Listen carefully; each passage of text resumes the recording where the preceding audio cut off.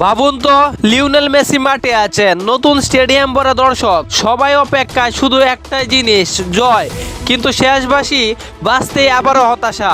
মেসিদের নতুন করে জয়ের স্বপ্ন যেন অদরাই থেকে গেল। ইন্টার মায়ামি তাদের নতুন স্টেডিয়ামে আবারও হুচট গেল। Inter Miami CF Major League সকারে নিউজিল্যান্ড রেভুলেশন এর বিপক্ষে একে একে গোলে ড্র করেছে তারা। ফলে নতুন ভেন্যুতে টানা 3 ম্যাচেও জয়ের দেখা পেল না গতবারের MLS কাপ চ্যাম্পিয়নরা। অবিশ্বাস্য হলেও সত্যি, নিজেদের নতুন স্টেডিয়ামে মায়ামির রেকর্ড এখন 3 ম্যাচে 3 ড্রপ পয়েন্ট, অর্থাৎ 0 জয় 0 ড্র 3 হার। অথচ আউয়ে ম্যাচে তাদের পারফরমেন্স দুর্দান্ত, 7 ম্যাচে 5 জয় 1 ড্র মাত্র 1 হার। ম্যাচের শুরু থেকে চাপ ছিল দুই দলের উপর, কিন্তু প্রথম ধাক্কাটা খায় মেসির দলেই। 56 মিনিটেই নিউ ইংল্যান্ডের হয়ে গোল করেন কার্লেস গিল। উইল স্যান্ডসের লং থ্রো থেকে তৈরি হওয়া সুযোগে তুর্গেমান বল ছেড়ে দেন, আর গিল এগিয়ে এসে ঠান্ডা মাথায় চিপ শটে বল জালে পাঠান। স্টেডিয়াম নিঃশব্দ, মায়ামি পিছিয়ে 1-0।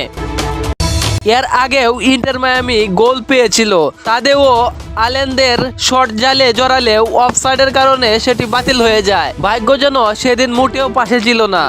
তবে 76 মিনিটে অবশেষে স্বস্তির নিঃশ্বাস ফেলে মায়ামি। লুইস সুয়ারেস কাছ থেকে শট নেন, নিউ ইংল্যান্ডের গোলরক্ষক মার্ক টোর্নার তা ঠেকালেও বল হাতে ফসকে সামনে পড়ে যায়। সুযোগটা কাজে লাগিয়ে বার্তেরাম সহজেই গোল করে ম্যাচের সমতা ফেরান 1-1।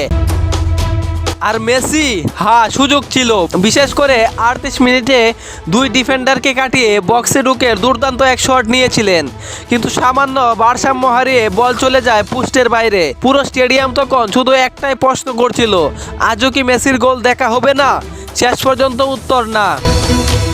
তবে পরিসংখ্যান বলছে MLS-এ টানা 9 ম্যাচ অপরাজিত রয়েছে ইন্টার মায়ামি। সব প্রতিযোগিতা মিলিয়ে সেই সংখ্যা এখন 11 ম্যাচ, অর্থাৎ হারছে না, কিন্তু নতুন স্টেডিয়ামে জিতছেও না।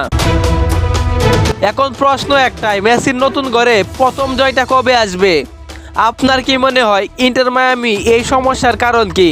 মেসির ফিনিশিং নাকি পুরো দলের ছন্দপতন? কমেন্টে জানিয়ে দিন।